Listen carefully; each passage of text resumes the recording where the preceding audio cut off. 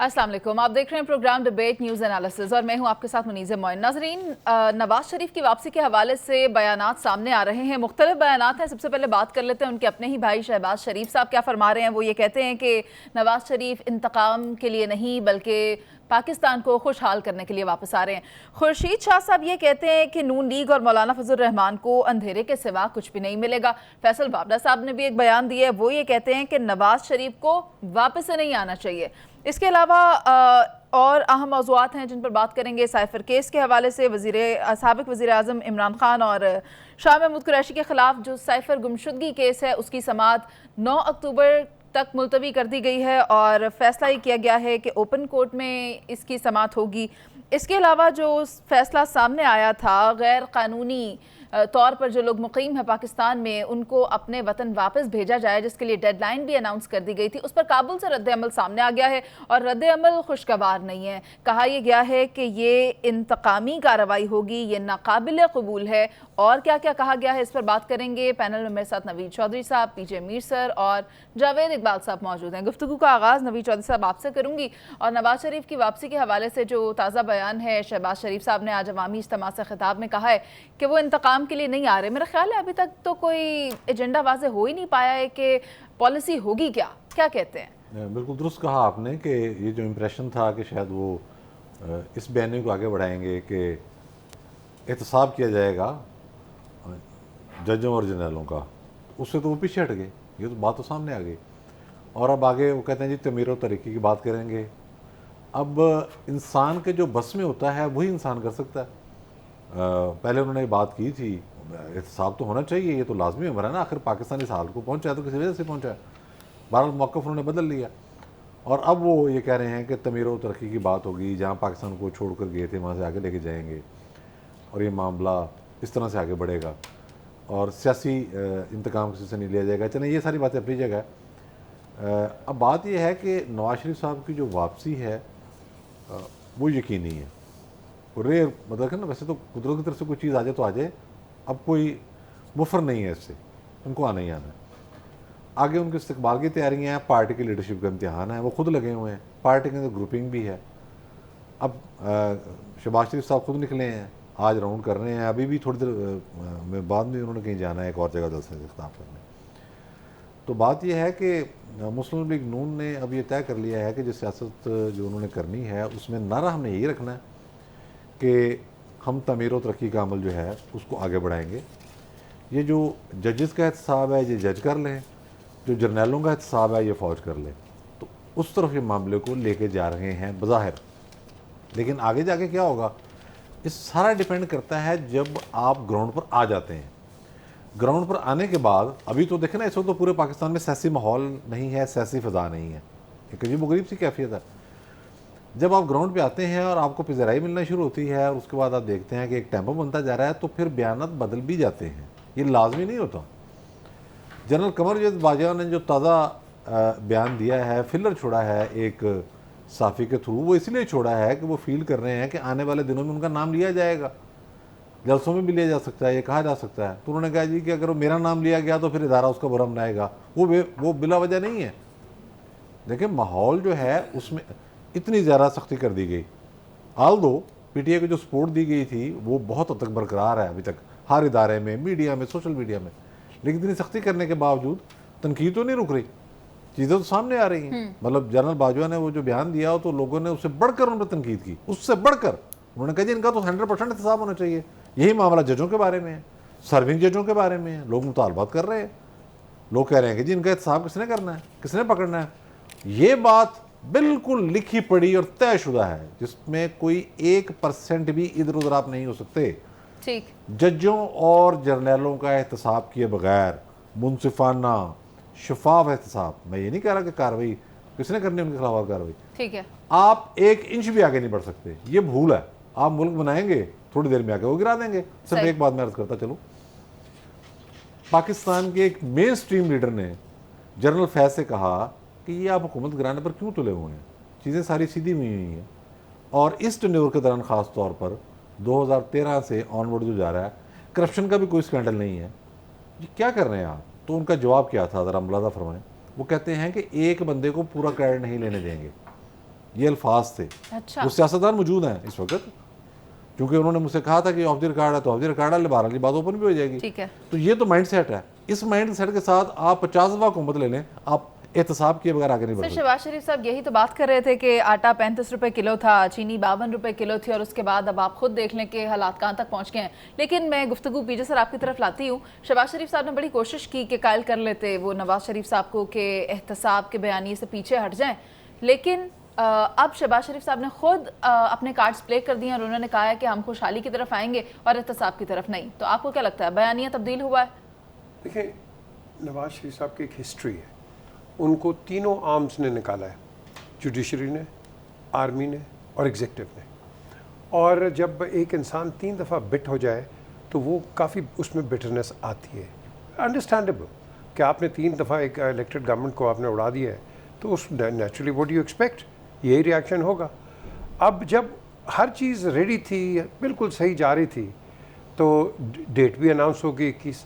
जब 21 date announce हुई और उसके बाद फिर उनके जो बयान आए कि जजेस का और आर्मी के जनरल्स का वो एहतसाब लेंगे, उस वक़्त एक बहुत मूड जो है पर्टिकुलरली इस्टेब्लिशमेंट में वो ठीक नहीं रहा। एंड जब वो ठीक नहीं रहा, उसका रिएक्शन कुछ और आया थ्रू द नैब। तो इमीडिएटली आपने देखा मरियम और शहबाज दोनों इमीडिएटली लंदन चले गए विदिन 48 आवर्स। तो लंदन गए, वहाँ से फिर एक बयान चेंज हुआ कि let the time go by and then at least you come in. अब कम इन मेरी नज़र के अंदर ये 5 दिन पहले आपको पता चलेगा what is the real story. बयानिए कल डेली, वो डेली चेंज होंगे till the 21st, daily change होंगे। 5 दिन पहले आपको 18 या 19 तारीख को एक्चुअल पता चल जाएगा। फिर आप देखेंगे कि फुल फ्लो के अंदर तैयारी या होती है या नहीं होती है। अब बात आती है शायद खाकान अब्बासी साहब की, वो उनको मिले, he is not in favour के ये आए because he understands perhaps the real legal reason जो सबको पता है। खुर्शीद साहब ने शाह ने स्टेटमेंट दे दिए कि भाई still a convict, legally technically yes. तो अब वो आते हैं, ये बयानियाँ दे रहे हैं कि वो आएंगे, एयरपोर्ट से जाएंगे, मिंटो पार्क, ये इकबाल पार्क जाएंगे, वहाँ जाके एक जलसा करेंगे और उसके बाद सरेंडर करेंगे। क्या इस तरह हो सकता है लीगली? नहीं हो सकता है, ये आपके कानूनदान बताएंगे आपको। लेकिन यहाँ से वो गए थे ऑन मेडिकल ग्राउंड्स, और जो फाइनल वो कहते हैं ना नेल ऑन द हेड, ये डॉक्टर्स ही उधर देंगे कि whether he is in a position to come back and campaign for the election. Travel करने का प्रॉब्लम नहीं होगा, क्योंकि ट्रैवल वो कर रहे हैं, सऊदी जाते हैं और इधर उधर जाते हैं, वो that is not the issue. On his health conditions जो उनके अंदर चीज़ें लगी हुई हैं, क्या वो उनका हार्ट बीट इर्रेगुलर है, अगर क्या वो जो जज्बात की तकरीर, वो वसिफरस तकरीर, राउजिंग तकरीर, क्या वो कर सकेंगे? फिर उसके बाद उनका मेडिकल इम्पैक्ट क्या होगा? और यहाँ जब आते हैं and looking on the darker side, उनको जेल में बंद करते हैं, क्या उनकी दवाइयाँ, क्या उनका जो रजीम है, मेडिकल रजीम, क्या वही रहेगा जो डॉक्टर्स ने डाला है?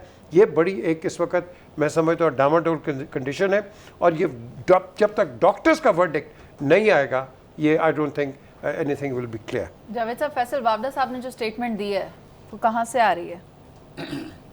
पहले तो मैं डॉक्टर का बता दूं, मियाँ साहब का जो मेन डॉक्टर है ना, वो इस्लामाबाद के नज़दीक एक शहर है रावलपिंडी, उधर है। क्योंकि मियाँ साहब की जो सियासत है ना, हमेशा से डील्स की सियासत रही है, मुफाहमत की सियासत रही है, और जब वो इक़्तिदार में आते हैं तो फिर बदले की सियासत रही है, और जब वो बदले की सियासत पे आने के बाद कुछ अरसा फिर पैसा कमाने की सियासत रही है। ये मियाँ साहब के अगर पिछले 4 अदवार उठा लें तो उसमें ये चारों चीज़ें आपको नज़र आएंगी। फैसल वाडा ने जो बात की है वो ग्राउंड रियलिटी की बात की है, उसने बिल्कुल ठीक बात की है। यही बात मैंने कल की थी कि मियाँ साहब को अब रिलैक्स होना चाहिए इस उम्र में। अब उनका ये जो इस वक्त पाकिस्तान के हालात बने हुए हैं, जो महंगाई, बेरोज़गारी, और जो 16 महीने के आपके भाई की हुकूमत, जिसमें आपने भी पूरा लंदन सेक्रेटेरिएट से पूरा ज़ोर लगाकर पूरी सपोर्ट की थी, अपने समधी को भी भेजा था, अपने पूरे तमाम कार्ड्स खेले थे। खेलने के बाद जो हालात पाकिस्तान के बने, ये पाकिस्तान की कौम अब तमाम चीज़ें समझ गई है। इसलिए उन्होंने, वाडा साहब ने ठीक बात की, और मैं भी इल्तिजा करता हूँ, बड़े हैं, बुज़ुर्ग हैं, रेस्ट करें, आप सियासत को छोड़ें, आप उनके पास की बात नहीं है। आप मेडिकल और एडवाइस दे रहे हैं। मेडिकल एडवाइस उनको जहाँ से आनी है वो उधर से मिल गई है। और तीसरी इंपॉर्टेंट चीज़ ये है कि देखें, बात है मियाँ साहब को सियासी तौर पर जिन्होंने आउट किया है ना, वो उनके अपने भाई हैं। मियाँ साहब को उनसे पूछना चाहिए, मियाँ शहबाज शरीफ साहब से, जिन्होंने पूरी की पूरी सियासत का उनका बेड़ा गर्क करके रख दिया। मियाँ साहब को खुद पता है, मियाँ साहब को खुद पता है कि वो 2000 ये जो नो कॉन्फिडेंस मूव से लेकर हुकूमत लेने तक और इलेक्शन करवाने तक उनकी क्या ओपिनियन थी, कौन लोग थे जो उनको मनाते थे। तो इसलिए मियाँ साहब को ये बात समझ आनी चाहिए। और जहाँ तक बात है कि मियाँ साहब की इम्पॉर्टेंट बात कि वो अचानक इनकलाबी हो जाते हैं और फिर अचानक मुफाहमती हो जाते हैं, तो वो एज में ये चीज़ें हो जाती हैं। लेकिन चूँकि आदत है मियाँ साहब की, तो मियाँ साहब, मेरी प्रेडिक्शन ये है कि अगर उनको इक़्तिदार दिया गया, अवाम ने तो देना नहीं है, वैसे अगर दिया गया और वो बैठ गए तख्त पर, तो फिर मियाँ साहब कहीं ना कहीं ये जनरल बाजवा और जनरल फैज़ वाली बात ज़रूर करेंगे। ये टलने वाले नहीं हैं, क्योंकि माजी में जनरल मुशर्रफ को जब अपॉइंट किया गया था, उनको जॉइंट चीफ बनाया गया था, इनके वालिद साहब ने उनके साथ बैठ के खाने भी खाए थे। और कुछ 3 दफ़ा मैं विटनेस हूँ, शहबाज शरीफ विटनेस है इस बात का, सुलह सफाई भी हुई थी। लेकिन चूँकि मियाँ साहब ने दिल में रखा हुआ था, तो मियाँ साहब ने फिर देख लें क्या किया, मुल्तान पहुँचते। तो मियाँ साहब से आप उम्मीद मत रखें कि मियाँ साहब इस बात पर भी कायम रहेंगे। अभी हैं खामोश, जब पाकिस्तान में आएंगे तो फिर आपको बताएंगे कि उनके पास है क्या, क्योंकि सारे कार्ड तो खेल चुके हैं। हाँ, कोई अमेरिका में कोई उनके बहुत टेक्नोक्रेट्स बैठे हों जिनका हमें नहीं पता, या अफ्रीका को एक्सपोर्ट किए होंगे, वो अगर अचानक उनकी नई टीम में आ जाएं तो फिर तो रेवोल्यूशन आ सकती है माशी। अदरवाइज जो पाकिस्तान की इकोनॉमिक सिचुएशन कर गए छोटे भाईजान, उसमें किसी एक पॉलिटिकल पार्टी के बस में कुछ भी नहीं है, जो मर्जी आ जाए। और यार आप देखो कि मियाँ साहब, जो मैंने करप्शन की बात की थी, आपने IPPs जो पीपल्स पार्टी और नवाज शरीफ करके गए हैं और जनरल मुशर्रफ करके गए, आपका कैपेसिटी पेमेंट आज आपकी एक्चुअल बिजली की कीमत से ज्यादा है। तकरीबन एक साल में 2000 अरब के करीब आप तकरीबन दे रहे हैं कैपेसिटी पेमेंट। तो ये मियाँ साहब का दिया हुआ तोहफा आपको, जिस तोहफे की बात करते हैं ना, बिजली हमने दी, अब गरीब के आप हुकूमती कारकर्दगी की बात फिलहाल छोड़ दें, वो पैसा निकाला जा रहा है। जावेद साहब, हुकूमती कारकर्दगी रहने दें। पीजे सर, आप क्या कहते हैं? जी, नंबर 1, हम कोई नहीं होते कि कहें नहीं, तो कारकर्दगी अवाम ने, एक सेकंड सर, हम वापसी की बात कर रहे हैं, हम वापसी की बात कर रहे हैं। आपने कैसे बात कर दी? हम वापसी की बात कर रहे हैं। तो वापसी की आके तो नारा तो वही लगा रहे हैं ना, कि फलाई रियासत बनाएंगे, 21 तो वो अक्टूबर के बाद कारकर्दगी की बात करते हैं ना, सर, वो माजी बात की क्या कर रहे कर हैं। पीजे साहब की बात तो सुन लेना। जी पीजे सर बताएं।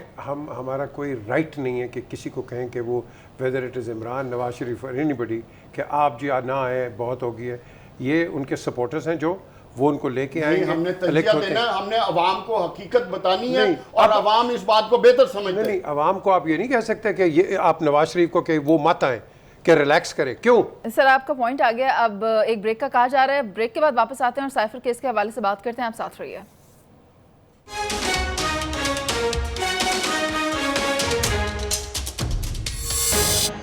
Welcome back. साइफर केस में इमरान खान की दरख्वास्त जमानत पर जो समाअत है वो ओपन कोर्ट होगी, 9 अक्टूबर तक मुलतवी कर दी गई है। लेकिन कहा यह जा रहा है क्योंकि ये ऑफिशियल सीक्रेट एक्ट का मामला है, तो हो सकता है कि ये समाअत इन कैमरा हो जाए। तो पीजे सर, आपको क्या लगता है, अदालत ने कुछ क्लियर मौक़िफ़ नहीं लिया? इन कैमरा भी हो सकती है, ओपन कोर्ट भी हो सकती है। बिल्कुल आपने सही कहा। देखिए, नंबर 1, साइफर के जो कॉन्टेंट्स हैं अब तो दुनिया को भी पता चल गया, हमें नहीं पता कि वो सही है गलत है।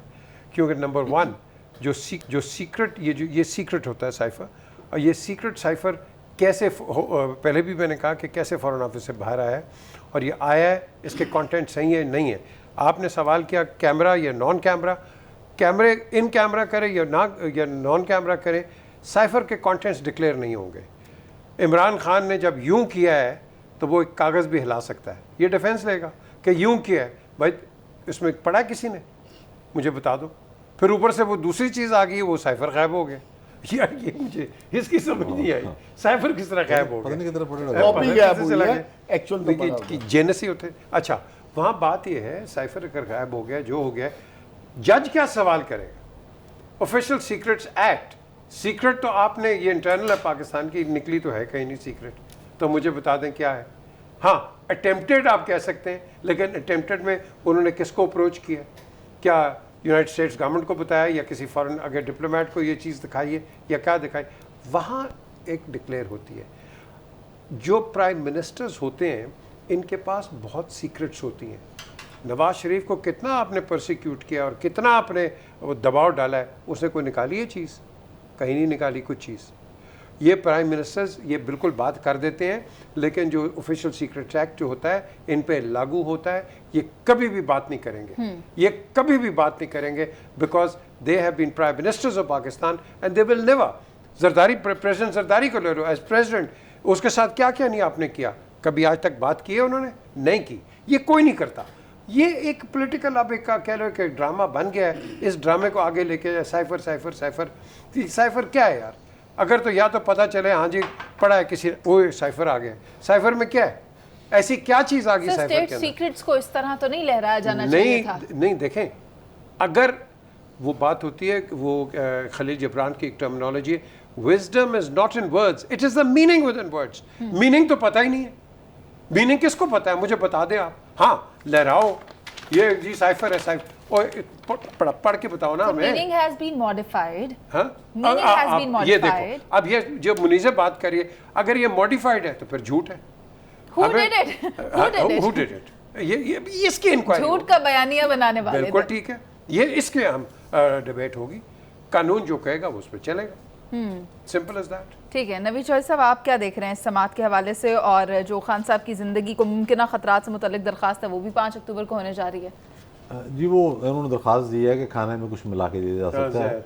हालांकि अगर जेल इंतज़ामिया खाना फराहम कर रही है और ज़ाहिर उसकी कीमत भी ले रही है, अगर देसी मुर्ग और बकरे का गोश्त खा रहे हैं, हाँ देसी घी भी है, तो वो फिर जिम्मेदारी, सोल रिस्पॉन्सिबिलिटी जेल इंतज़ामिया की है। तो इससे ज़्यादा बड़ी सिक्योरिटी क्या होगी?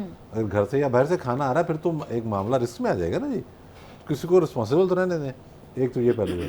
बुनियादी तौर पर ज़ाहिर है ये एक टैक्टिस होते हैं कि वो ईज इन मिजरीज। देखें ना, आज ये भी क्लियर कर दिया उनकी शमशीरा ने भी कि कोई डील शील को बंदा आया ही नहीं उनके पास। इधर बातें बनाई हुई हैं जी, पता नहीं मुज़ाकरात हो रहे हैं, फलाना होने का जी, कोई चक्कर कोई नहीं, कोई गया ही नहीं, वजन भी कम हो गया। ये सारी बातें इस तरह की थी। और देसी चिकन भी जी, देसी चिकन तो खाते रहेंगे। अच्छा, बात यह है कि साइफर जो है वो, उसको फिर एक दफ़ा एलाबोरेट करते हैं होता क्या है। होता यह है कि हमारे जो सफ़ीर बाहर के ममालिक में होते हैं वो वहाँ डिप्लोमेट से मिलते हैं, ओहदेदारों से मिलते हैं। वहाँ उनकी जो ऑब्जर्वेशन होती है वो उसको भेज देते हैं। एक तो होता है ना जो एक सरकारी बयान है, ज़ाहिर है वो तो दफ्तर खारजा हर मुल्क का देगा। एक ये है कि वो मुलाकातें करते हैं, मुलाकातें करने के बाद वो कहते हैं कि पल्स ये है यहाँ पर, वो बहुत बड़ा राज होता है क्योंकि उसमें स्लैंग किस्म की गुफ्तगू भी आ जाती है, ये भी आ जाती है, वो भी आ जाती है। तो डोनाल्ड लू से जब ये मिले तो उन्होंने एक साइफर बना के भेज दिया कि आपके मुतल्लिक ये राय है। सर मैं एक छोटी सी मिसाल दूँ कि जो बाइडन ने ना शहबाज शरीफ साहब को फ़ोन किया, वो प्राइम मिनिस्टर रहे, ना उन्होंने काकड़ साहब को फ़ोन किया, ना ही हमारे जो प्रेसिडेंट 5 साल से बैठे हैं उनको कभी फ़ोन किया, उन्होंने कभी भी नहीं किया ना। स्टेट की उनकी एक पॉलिसी। अब जब वो साइफर यहाँ आया तो वो जाहिर है कि बहुत सारी चीज़ें, मतलब इंडिया के बारे में मैं आपको वसूख से कह सकता हूँ इस वक्त कि जिस वक्त उनका सफ़ीर वहाँ चीज़ें भेजता होगा, वो कहता होगा कि ये जो मोदी यहाँ जो इंसानी हकूक़ की खिलाफ वर्जी कर रहा है ना, और ये क्रिश्चियन कम्युनिटी पर जो तशद्दुद कर रहा है मिनीपुर में फलाना, ये गैर इंसानी फेल है, इसमें तो बिल्कुल अखीर की हुई, वहाँ ये गुफ्तगू होती है। लेकिन जब वो सरकारी बयान जारी करते हैं उसमें कहते हैं जी UN चार्टर के तहत बुनियादी इंसानी हकूक़ का ख्याल रखा जाए, ये तो इसलिए ये और ज़्यादा जिम्मेदारी की बात है। अब वो साइफर आ गया। साइफर जब आता है तो वो तो लीक इस तरह से हो रहा है, वो कह रहा है इससे हमने खेलना है। कैसे खेलना है? उसने कहा खेलना ऐसे है, आज़म खान साहब उसमें फरमा रहे हैं। अब ज़ाहिर है जो मामला है ऑडियो केस का वो भी आ जाएगा, लीकेज का, उसमें भी क्लियर हो जाएगी बात। वो कहते हैं कि इस तरह करते हैं कि ट्रांसलेट तो उसको मैंने करना है, डी कोड हम करेंगे, तो उसमें मैं इसका मफहूम बदल के ये कर दूंगा, ये उनकी अपनी आवाज़ में है।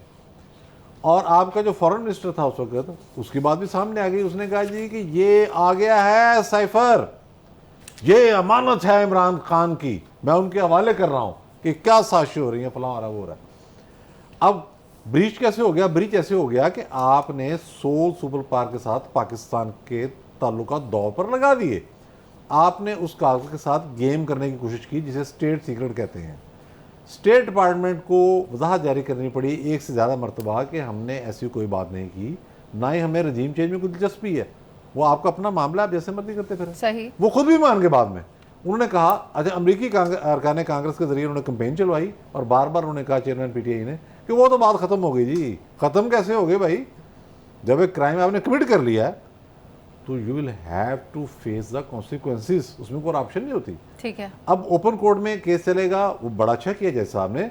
हमने देखा नहीं वकीलों का क्या हाल हो गया, वकील वहाँ जो बात कर रहे होते हैं बाहर कहते हैं पंचौथा बाबरवान है, पता नहीं क्या क्या नाम है, इरफान कादर, अब वो मरवत साहब जिनको मार भी पड़ी है, मुरम्मत हुई है जिनकी ना, बाहर आके अंदर पता लगता है जब जज साहब ने कहते हैं कि जनाब बताएं ना इसमें दलाइल के हैं, वो अल्फाज ही कोई नहीं, तारक रहीम वहाँ घूम खड़े हुए थे। तो लेकिन वो बात भी आपकी दुरुस्त है जो आपने कही है, जज साहब ने दुरुस्त कहा कि जो इसके क्लासिफाइड हिस्से होंगे जिससे स्टेट सीक्रेट खतरे में पड़ सकता है उसको फिर हम इन कैमरा ही करेंगे। ठीक है। तो ये दोनों हिस्से। जावेद साहब, वलीमा खान की बात मैं आपसे करना चाहती हूँ। आप मुझे ये बताएं, वो ये कहती हैं कि अगर फैसला हमारे खिलाफ करना है तो कर दें, आपने अगर सज़ा देनी है तो दे दें, जेल भेजना है तो भेज दें, लेकिन हम रोज़ इंसाफ के तकाजा है हमारा, हम हर रोज़ आते हैं। उसके अलावा उन्होंने एक और बात की, वो कह रहे हैं कि खान साहब जो हैं वो सदर मुमलकत से बहुत मायूस हैं और दुखी हैं। अच्छा, तीन चीज़ें जिसकी तरफ आपने बात की अभी। पहली तो साइफ़र वाली बात, वो एक हकीकत थी, मैं बड़ी बात क्लियर कर दें कि ये वो इमरान खान का जो रशियन विज़िट था उसके नतीजे में अमेरिकन नाराज़ थे और ये जो साइफ़र आया था ये उसी कॉन्टेक्स्ट में था, इसीलिए आपकी 2 दफ़ा की नेशनल सिक्योरिटी कमेटी में मीटिंग हुई, डिस्कस हुआ और फिर अमेरिकन डिप्लोमेट को बुला के डिमार्श भी किया गया। सो एक फैक्ट है, जहाँ तक उनको लहराना चाहिए था, इसको डिस्क्लोज़ करना चाहिए था, उसकी ज़रूरत नहीं थी, क्योंकि जो दुनिया में सुपर पावर्स हज़ारों सालों से यही करती आ रही हैं, कोई नई चीज़ नहीं थी। हमारा अंदरूनी मामला हमें खुद देखना चाहिए था इस मामले को। तो रजीम चेंज हुई है, चाहे इंटरनल थी या एक्सटर्नल, सर अब सब खान में साहब involved नाराज थे। हैं या नहीं? अच्छा, खान अब आ साहब जाए जो कह रही दूसरे, हैं। एक सेकंड ना, दूसरी बात ये है कि खान साहब नाराज़ होंगे ना। खान साहब तो एक्सपेक्ट कर रहे थे सदर अलवी से कि मोहतरम जो अलवी साहब हैं, जिस तरह उन्होंने दोनों असम्बलियों की एक डेट दी थी ना, तो अभी तो इनके पास कॉन्स्टिट्यूशनल राइट था, आप वो दरमियान में खेल गए, डबल गेम कर गए। ज़ाहिर प्रेशर था, सदर थे, खान साहब अंदर थे, पार्टी तितर बितर हुई थी, तो सदर अलवी के पास कोई और ऑप्शन नहीं था, वो अपनी जान बचाते। वही बात है ना, एक दफ़ा जो हमने बात की थी कि कुसौन नज़दीक है कि अल्लाह, तो कुसौन नज़दीक था, तो उसके मुताबिक उन्होंने फिर गोलमोल अपना आइनी फरीज़ा भी अदा कर दिया, डेट भी नहीं दी और बात भी कर दी। तो इमरान खान ठीक उससे नाराज़ है और होना चाहिए, वो पार्टी के हेड हैं, लेकिन सदर ने जो भी किया ठीक किया, क्योंकि वो एक पार्टी के डेट तो वैसे उन्होंने दी है, फिर दी है। नहीं, डेट नहीं दी, चौधरी साहब डेट नहीं दी, उन्होंने सजेशन दी थी, सजेशन दी थी, उन्होंने सजेशन नहीं दे सकते, डेट नहीं दी थी ना, नहीं अपनी तरफ से तो डेट ही दी है, अपने मन गोलमोल गल की है। नहीं डेट दी है। सो बुनियादी तौर पे एक बात तो तय है कि साइफर केस में इमरान खान को सज़ा होनी है। अब वो सज़ा 8 साल होती है या 14 साल, ये बात अब जज साहब फैसला करेंगे, इसमें तो कोई दो राय नहीं है। पाकिस्तान की तारीख इस चीज़ की गवाह है, चाहे वो जुल्फ़िकार अली भुट्टो था, चाहे मियां मोहम्मद नवाज शरीफ की 2 दफ़ा की डीलें, और ये चौथा इमरान खान है जो रिसेंट हिस्ट्री की हम बात कर रहे हैं। इवन बेनज़ीर भुट्टो भी डील के ज़रिए ही आई थी और डील के ज़रिए ही उनको इक़्तिदार मिला था। ये तो पाकिस्तान में कोई ये सज़ा देना या डील करना या बाहर जाना कोई नई चीज़ नहीं है। तो खान साहब ने अगर डील ना की, जो कि लगता है नहीं होगी, इमरान खान को सज़ा भी होगी, डिस्क्वालीफाई भी होंगे, और जो आने वाला इलेक्शन होगा उसमें उनकी पार्टी को इलेक्शन भी आज़ादाना तरीके से लड़ा नहीं दिया जाएगा। ठीक है, ये भी बात है। क्यों कि इस पूरी जो पिछले 6-8 महीने से गेम हो रही है सियासी फ्रंट पे, उसमें आपको एक बात नजर आ जाएगी कि मुस्लिम लीग नून पीपल्स पार्टी जलसे जुलूस कर रही है, पीटीआई नहीं है ना, कोई रैली निकाल सकते हैं। अदालती कार्रवाइयां एक तरफ जावेद साहब, और उसके ऊपर जो सियासी मैदान में तैयारियां, इंतखाबी तैयारियां हैं, वो भी हम देख रहे हैं। पाकिस्तान तहरीक इंसाफ ने भी अपने इंतखाबात की तैयारियां शुरू कर दी हैं, और उसके अलावा दीगर जमातें भी मैदान में मौजूद अपनी तैयारियां कर रही हैं। हम एक ब्रेक पर चलते हैं, जिसके बाद वापस आएंगे और गैर कानूनी तारकीन वतन की वापसी पर काबुल से जो रद्द-ए-अमल आया है उस पर बात करेंगे। आप साथ रहिए।